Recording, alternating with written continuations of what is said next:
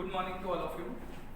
स्वागत है आप सब लोगों का आज के हमारे वीडियो लेक्चर के अंदर। मैं पुनीत किराड़ू आप लोगों को फिजिक्स के कुछ बेसिक फंडामेंटल और कॉन्सेप्चुअल चीज़ें सिखाता हूँ। इस कैटेगरी में हम लोग अभी जो वीडियो लेक्चर आपको प्रोवाइड करवा रहे हैं, अलग अलग डेज को जो वीडियो लेक्चर आपको मिल रहे हैं वो सब रे ऑप्टिक्स से रिलेटेड है। बच्चों, हमने रे ऑप्टिक्स के अभी तक आपको 3 से 4 वीडियो लेक्चर जो है वो अवेलेबल करवाए हैं। आज का हमारा वीडियो लेक्चर जो है वो भी रे ऑप्टिक्स के ऊपर रहेगा, बेसिक चीज़ों के ऊपर रहेगा। तो हमने पिछला जो लेक्चर था उसका एक क्विक रिवीजन कर लेते हैं। पिछला हमारा जो लेक्चर था बच्चों, उसके अंदर हमने स्फेरिकल मिरर से रिलेटेड जो लॉज थे, laws of reflection from spherical mirror, उसकी बात की थी। इन लॉज को हमें ध्यान रखना पड़ेगा क्योंकि ये जो लॉज हैं यही इमेज फॉर्मेशन के दौरान हमारी हेल्प करेंगे। तो उसमें एक था पैरेलल आने वाली फोकस पे चली जाएगी, दूसरा था सेंटर ऑफ कर्वेचर से आने वाली सेंटर ऑफ कर्वेचर पे चली जाएगी, वापस रिट्रेस हो जाएगी, तीसरा था पोल से आने वाली पोल पे चली जाएगी। फिर एक एग्जांपल मैंने आप लोगों को देके समझाया था कि किस प्रकार एक ऑब्जेक्ट जो यहाँ पर होता है उसकी इमेज यहाँ पे बनती है।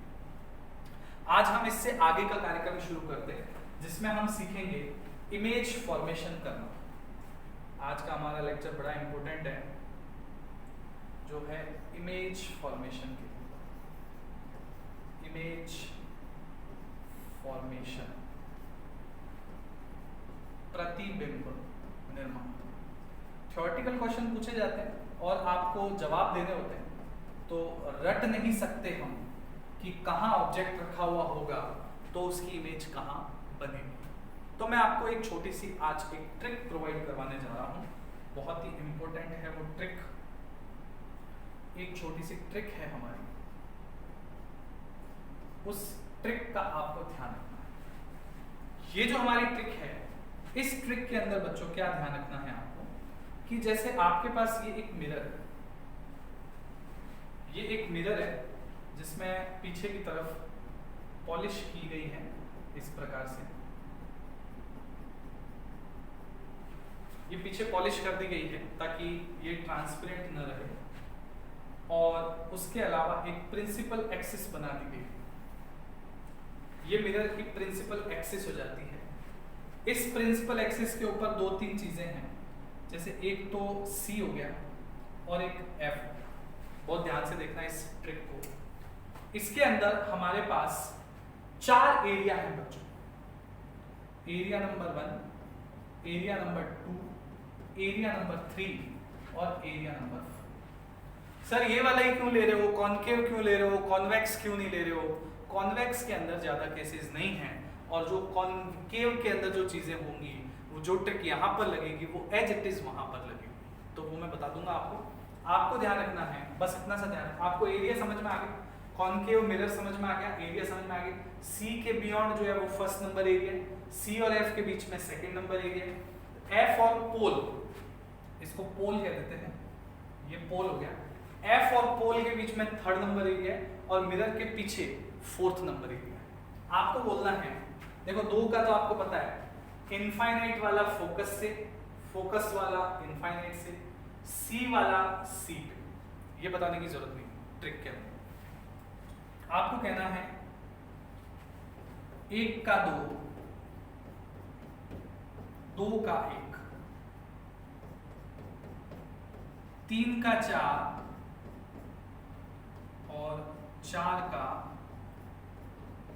3। 1 का 2, 2 का 1, 3 का 4, 4 का 3। मतलब 1 नंबर में जो ऑब्जेक्ट होगा उसकी इमेज 2 नंबर में बनेगी, और 2 नंबर में जो ऑब्जेक्ट होगा उसकी इमेज 1 नंबर में बनेगी।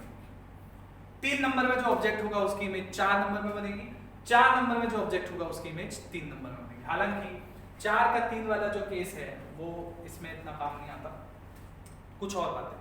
मिरर के सामने जो भी इमेजेस बनेगी, यानी 1 में बनेगी, 2 में बनेगी, 3 में बनेगी, वो सब रियल इमेजेस होंगी, क्योंकि रियली मिरर के सामने एक दूसरे को लाइट की रेज काटेगी। तीसरी, जो एरिया छोटे हैं, जैसे 2 नंबर एरिया और 3 नंबर एरिया छोटे, तो यहां बनने वाली इमेज छोटी बनेगी। जो एरिया बड़े हैं, 1 नंबर एरिया और 4 नंबर एरिया, वहां पर बनने वाली जो इमेजेस हैं वो बड़ी बनेगी। बड़े एरिया में बड़ी इमेज, छोटे एरिया में छोटी इमेज। तो ये ट्रिक है, ये ट्रिक आप नोट कर लो। इसी ट्रिक के ऊपर हम इमेज फॉर्मेशन के कार्यक्रम को पूरा करेंगे। नोट करना।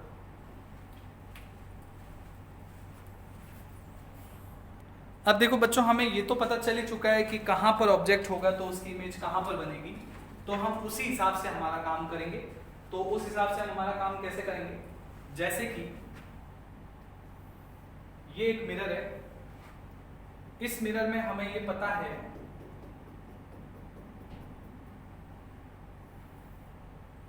कि ये C है, ये F है और यहां ऑब्जेक्ट है। जब ऑब्जेक्ट यहां पर है, कहां के बीच में हो गया, F और P के बीच में 3 नंबर एरिया में, तो इमेज 4 नंबर एरिया में बनेगी। तो हम पहले से इमेज बना सकते हैं। ये इमेज हमने पहले से ही बनाई, बाद में मिलाते रहो। पैरेलल जाने वाली रेज इस तरीके से जाएगी, कहां से जाएगी, फोकस से जाएगी। पैरेलल आने वाली रेज फोकस से चली जाएगी, पोल पे आने वाली रेज पोल से चली जाएगी। इस तरफ तो मिलेगी नहीं, तो डॉट डॉट करके किधर मिलाएंगे, पीछे की तरफ मिलाएंगे, और जहां पर मिलेगी वहां पर क्या बनेगी, इमेज बनेगी। तो देखो इतना आसानी से, जब हमें पता था कि यहां बनेगी तो यहां इमेज होगी, यहां ऑब्जेक्ट होगा तो वहां इमेज होगी, तो आप पहले ही बना दो, उसके बाद में मिलाते रहो, रूल लगा के मिलाओ। पैरेलल जाने वाली फोकस से, पोल पे आने वाली पोल। तो जो सीधी इमेज है A dash B dash, Sidhi image बनेगी, बड़ी इमेज बनेगी। यहाँ पता है आपने को पीछे जो बनेगी बड़ा एरिया है तो बड़ी इमेज बनेगी, और वर्चुअल बनेगी, मिरर के पीछे जो भी बनती है वो आभासी बनती है। तो ये केस हो जाएगा। एक और दे देता हूँ एग्जाम्पल।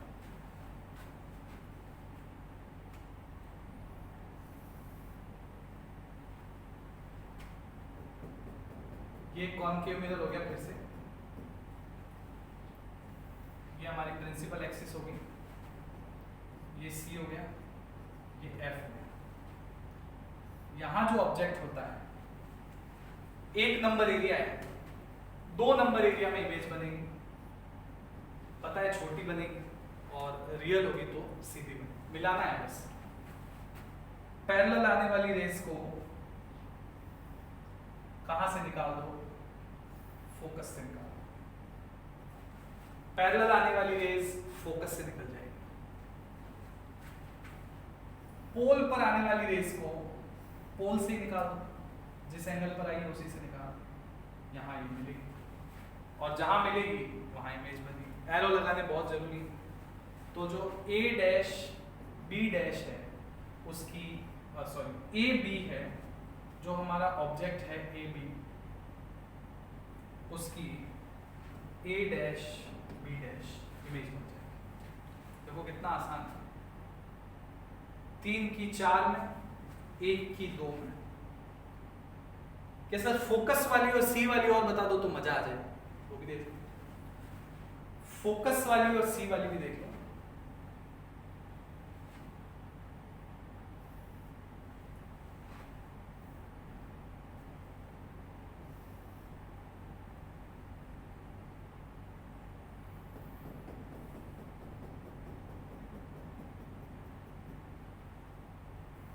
प्रिंसिपल एक्सिस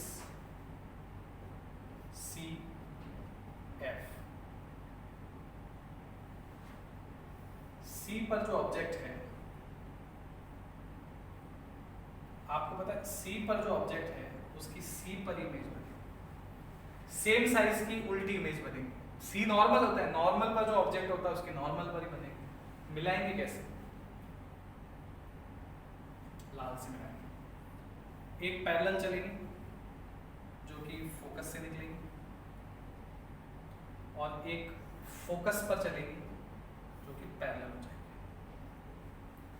ऐसे भी कर सकते हो, पैरेलल वाली फोकस से, फोकस वाली पैरेलल। पोल पे गिराने की जरूरत नहीं है, पोल पे भी गिरा दो, एक पोल पे भी गिरा देते हैं। देखो जो पोल पर गिरेगी सेम एंगल से आ जाएगी। 3 मिला दिया पर कोई मना नहीं। तो C वाली C पर ही बनेगी। एरो लगाने जरूरी है, बिना एरो लगाए हुए डायग्राम सही नहीं होगा। खैर हमें कौन सा डायग्राम बनाना है, हम तो नेट प्रैक्टिस कर रहे हैं, ताकि क्वेश्चन अगर आ जाए कि C वाले की इमेज कहाँ बनेगी, कैसी बनेगी, तो आप देख के बता सकते हो। सी वाले की इमेज सी पर ही बनेगी, रियल बनेगी, उल्टी बनेगी, सेम साइज की बनेगी। कैसा फोकस का और बता दो लास्ट, मजा आ जाएगा। फोकस का और बता दो लास्ट।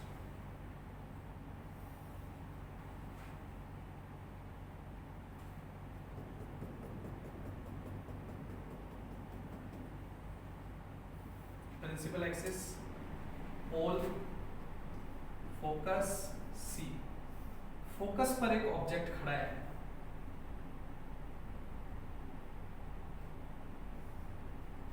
फोकस पर जो ऑब्जेक्ट खड़ा है उसकी इनफाइनाइट पे इमेज बनेगी। इनफाइनाइट वाली फोकस पे, फोकस वाली इनफाइनाइट पे। एक पैरेलल निकाल दी, फोकस से जाएगी, एक पोल पे गिरा दी, पोल पे जाएगी। ये आपस में इस तरफ कभी नहीं मिलेगी, इनफाइनाइट पर मिलेगी। तो अपन बोलेंगे पोल फोकस से ये जो ऑब्जेक्ट होता है उसकी इमेज इनफाइनाइट पे बनेगी। नोट कर डालो, इनफाइनाइट पे जो बनेगी वो रियल बोलो क्योंकि इस तरफ मिलेगी, तो रियल बनेगी, बहुत बड़े साइज की बनेगी। रियल और इरेक्टेड, रियल और इन्वर्टेड और बहुत बड़े साइज की। इसमें रियल और इन्वर्टेड और सेम साइज है।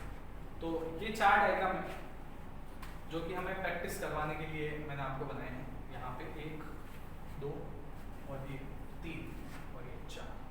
तो इस प्रकार से हमारे पास यहाँ ऑब्जेक्ट और इमेज का जो कार्यक्रम है वो सेट हो जाएगा। तो आपको ये ध्यान रखना है कि कहाँ ऑब्जेक्ट होगा तो उसकी इमेज कहाँ बनेगी। ये तो मैंने आपको कॉनकेव मिरर के बताए हैं। अब मैं आपको कॉन्वेक्स मिरर के भी बता देता हूँ, बहुत ही सिंपल है उसमें। कॉन्वेक्स मिरर, कॉन्वेक्स मिरर में देखो उत्तल दर्पण। उत्तल दर्पण में रामायण नहीं है। उत्तल दर्पण क्या है? इस प्रकार से ऐसे पॉलिश की, ये प्रिंसिपल एक्सिस होगी, सारे पीछे चले गए, एफ भी पीछे चला गया, सी भी पीछे चला गया। इसमें 2 ही केस है, या तो ऑब्जेक्ट इनफाइनाइट पे होगा। ऑब्जेक्ट अगर इनफाइनाइट पे है तो उसकी जो इमेज है वो इमेज फोकस पे बनेगी।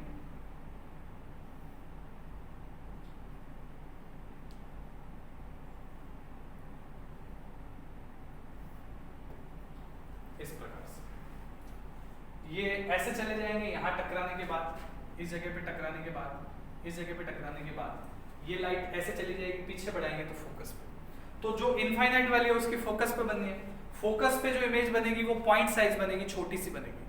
पीछे बन रही है तो वर्चुअल और इरेक्टेड बनेगी। तो साइज में बहुत छोटी, पॉइंट साइज की, वर्चुअल एंड इरेक्टेड। और एक और केस है इसमें, दूसरा केस कुछ ऐसा है।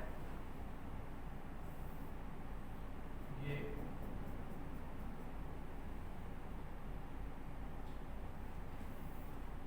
प्रिंसिपल एक्सिस, पोल एफ और सी। तो यहां एक ऑब्जेक्ट खड़ा है, इस ऑब्जेक्ट की इमेज कैसे बनाएंगे अपन? एक पैरेलल चला दो, जो पैरेलल जाती है वो ऐसे गुजर जाएगी, और दूसरी पोल पे चला दो ऐसे।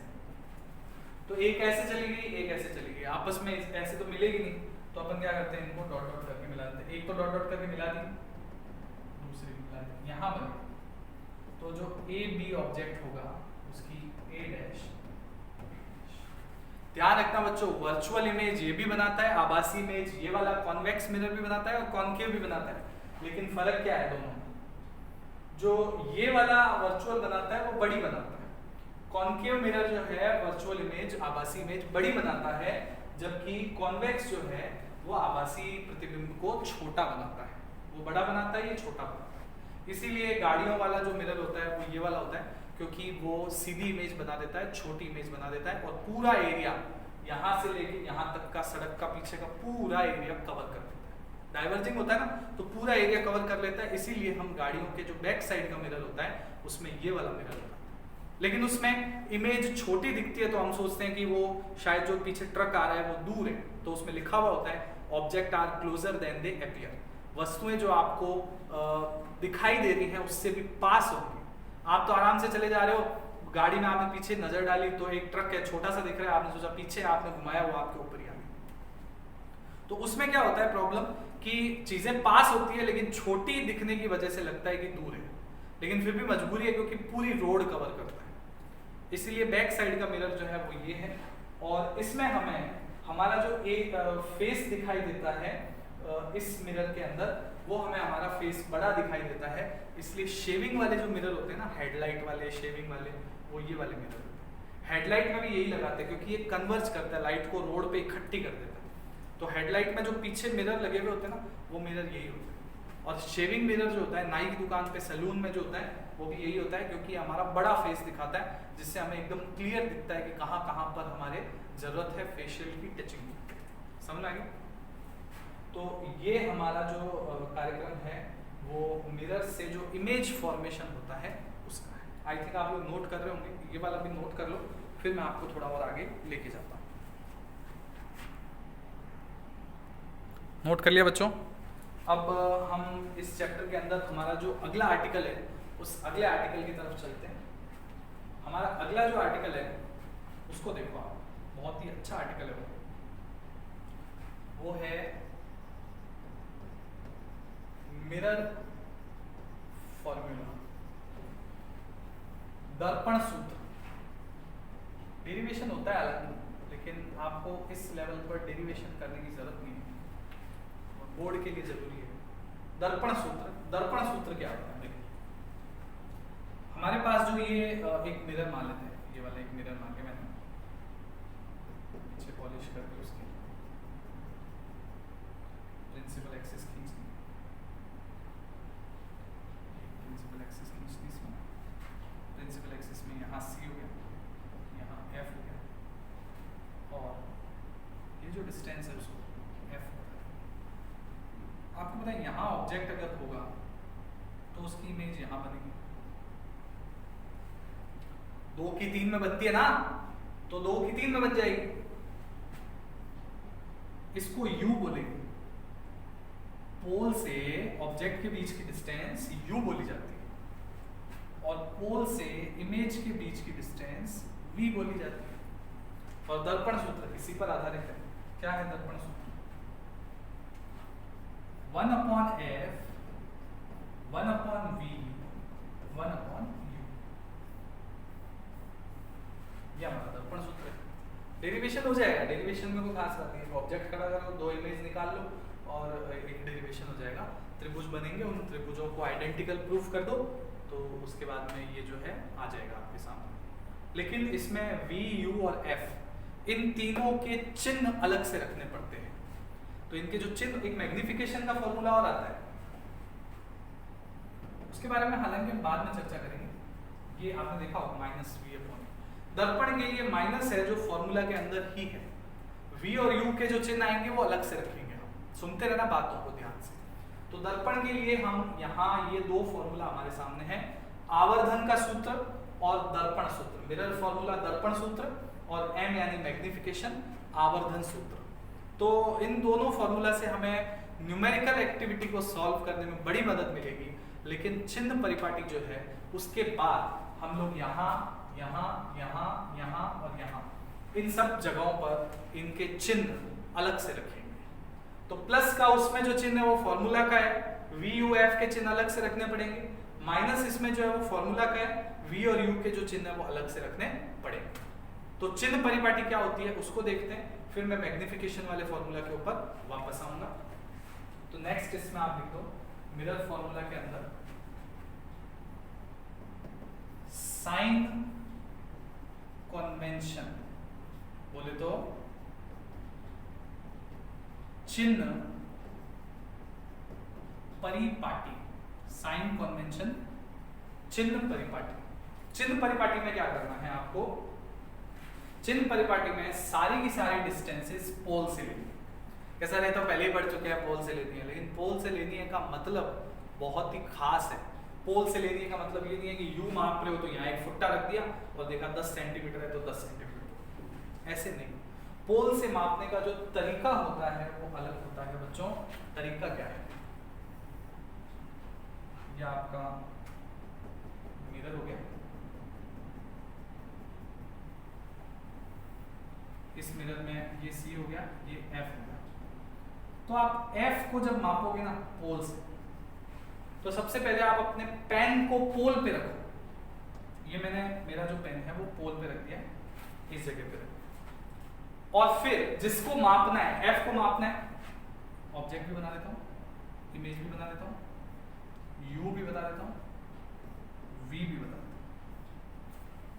जिसको मेजर करना है वहां तक पेन चलाओ। F को मेजर करना है, पोल पे रख के इस तरफ चलाओ। लाइट ऐसे आएगी, लाइट आपको पता है ऑब्जेक्ट से निकल के इस तरफ चलेगी। ये है direction of light, direction of light. ये लाइट की डायरेक्शन है जो कि रिफ्लेक्टिंग सरफेस के सामने इस तरीके से रहेगी। लाइट इधर से तो आ नहीं सकती, लाइट इधर से आएगी। और आपका जो पेन है वो पोल पर रखने के बाद में ऐसे चलता है, तो लाइट की डायरेक्शन के उल्टा चलता है। उल्टा चलता है तो F क्या हो जाएगा, नेगेटिव। समझ बात? अब ऑब्जेक्ट को मापो, U को मापो, पेन को पोल पे रखकर, पेन को पोल पे रखकर यहां तक चलो, तो आप देखोगे कि लाइट की डायरेक्शन के उल्टा चलता है, तो U भी क्या हो जाएगा, नेगेटिव। फिर I को मेजर करो, इमेज को, पेन को पोल पे रख के और इमेज तक चलाओ। उल्टा चलता है लाइट की डायरेक्शन के, ये भी नेगेटिव। कभी बच्चों ऐसे हुआ ना कि यहां पर ऑब्जेक्ट है तो उसकी इमेज यहां पर बनेगी, तो पेन को पोल पे रख के इधर चलाओगे, U नेगेटिव, लेकिन पेन को पोल पे रख के इधर चलाओगे, लाइट की डायरेक्शन के इधर चलेगा, तब V जो क्या हो जाएगा, वो पॉजिटिव। इस केस में V पॉजिटिव होगा, उस केस में V नेगेटिव। समझ गए होंगे साइन कन्वेंशन को। अच्छा, अगर ये ऐसे है तो ये हाइट पॉजिटिव है, लेकिन इसकी इमेज ऐसे बनेगी तो ये हाइट h डैश नेगेटिव है। यानी y एक्सिस में प्लस की तरफ हो तो पॉजिटिव, माइनस की तरफ हो तो नेगेटिव। तो ये पॉजिटिव नेगेटिव का जो चक्कर है उसको ध्यान से देख लेना। कहाँ ऑब्जेक्ट है, लाइट की डायरेक्शन के अगर बनता है अंदर ही तो पॉजिटिव, लाइट की डायरेक्शन के उल्टा बनता है तो नेगेटिव। तो हम इस प्रकार से चलेंगे। जो मैग्निफिकेशन वाला केस था -v/u, इसमें अलग से v और u रखेंगे और फिर मैग्निफिकेशन का आंसर निकालेंगे। अगर मैग्निफिकेशन का आंसर ग्रेटर देन ±1 आ गया, प्लस या माइनस में आएगा, अगर एक से ज्यादा आ गया तो इमेज जो है वो एनलार्ज बनेगी, बड़ी बनेगी, बड़ी इमेज बनती है। और अगर इसका मान ±1 से कम आ गया, इसका मान ±1 से कम आ गया, तो इमेज जो है वो स्मॉल बनेगी। एम से ये भी पता चलता है, अगर डिजिट आपकी 1 से बड़ी आ रही है तो इमेज बड़ी बनेगी, 1 से छोटी आ रही है तो छोटी बनेगी। अगर एम पॉजिटिव आ रहा है तो इमेज वर्चुअल बनेगी, नेगेटिव आ रहा है तो रियल। नेगेटिव तभी आएगा जब इस तरफ होगा। तो अगर मैग्निफिकेशन आपका पॉजिटिव आ रहा है तो इमेज जो है वो रियल बनेगी, वर्चुअल बनेगी, आभासी बनेगी। और अगर ये नेगेटिव आ रहा है तो इमेज कैसी बनेगी, रियल बनेगी। तो बहुत सारी इंपॉर्टेंट बातें थी साइन कन्वेंशन के अंदर, नोट कर लो इसको। मैग्निफिकेशन वाला पॉइंट भी नोट कर लो। मैग्निफिकेशन वाला एक इसमें ये भी है, h'/h, size of image upon size of object. ये भी मैग्निफिकेशन का है, कभी कभी यूज आता है। नोट करो, फिर आगे चलते हैं। तो बच्चों आपने नोट कर लिए होंगे। आज का जो वीडियो लेक्चर था उसको मैं थोड़ा सा एक क्विक रिवीजन करवा देता हूँ। यहाँ मैंने आपको इमेज फॉर्मेशन के लिए एक छोटी सी आज ट्रिक बताई थी। उस ट्रिक में मैंने आपको किसकी इमेज कहाँ बनेगी ये बनना बताया था। फिर हमने प्रैक्टिस के तौर पे 4 डायग्राम लिए थे, सी पे वाले की सी पे, फोकस वाले की इनफाइनाइट पे, सी और एफ और पी के बीच में है तो पीछे, सी और एफ के बीच में है तो सी के बियॉन्ड। उसके बाद में कॉन्वेक्स मिरर के लिए मैंने कहा था 2 ही केस है, इनफाइनाइट वाले की फोकस पे, मिरर के पास में जो है उसकी मिरर के पीछे। उसके बाद में मिरर फॉर्मूला मैंने आपको बताया था, ये मिरर फॉर्मूला होता है, इसमें मैग्निफिकेशन भी होता है। तो साइन कन्वेंशन के लिए मैंने कहा था कि सारी डिस्टेंसेस आपको पोल से लेनी है, मतलब पेन को पोल पे रखना है और पोल पे रख के इधर या इधर चलाना है। लाइट की डायरेक्शन सामने से आएगी, ऐसा नहीं है कि इसकी अगर दिशा को उल्टा कर दिया मैंने तो अब भी लाइट की डायरेक्शन इधर से आएगी, इधर से नहीं आएगी, फिर इधर से आएगी, उससे कोई फर्क नहीं पड़ने वाला, क्योंकि जो चीजें इधर है वो इधर हो जाएगी, लाइट की डायरेक्शन जो इधर है वो भी इधर हो जाएगी, तो उससे चिन्ह परिपाटी पे कोई फर्क नहीं पड़ने वाला। तो चिन्ह परिपाटी में लाइट की डायरेक्शन के अपोजिट जो भी है वो नेगेटिव और लाइट की डायरेक्शन में जो भी है वो पॉजिटिव। मैग्निफिकेशन -v/u, अगर एक से ज्यादा है मैग्निफिकेशन तो बड़ी इमेज बनेगी, मैग्निफिकेशन एक से छोटा है तो छोटी इमेज बनेगी। तो ये मैंने आपको यहाँ मिरर फॉर्मूला और साइन कन्वेंशन तक की सारी बातें क्लियर कर दी है। नेक्स्ट क्लास में मैं आपको मिरर फॉर्मूला और मैग्निफिकेशन से रिलेटेड कुछ न्यूमेरिकल पोर्शन की प्रैक्टिस कराऊंगा। उन न्यूमेरिकल पोर्शन के बाद में हम मिरर वाला जो कार्यक्रम है उसको पूरा मानेंगे। फिर मैं लेंस या रिफ्रैक्शन पहले और उसके बाद में लेंस से जो रिलेटेड चीज़ें हैं वो आपको बताऊंगा। ठीक है बच्चों, तो आज का जो लेक्चर है उसको हम यहीं पे समाप्त करते हैं। आसानी से तसल्ली से देख लेना, तसल्ली से नोट कर लेना, अच्छे से पढ़ लेना, कोई डाउट हो तो पूछ लेना। उसके बाद में अगला जो लेक्चर है वो हम नेक्स्ट आपको वीडियोस के अंदर प्रोवाइड करेंगे। थैंक यू वेरी मच, बहुत बहुत धन्यवाद।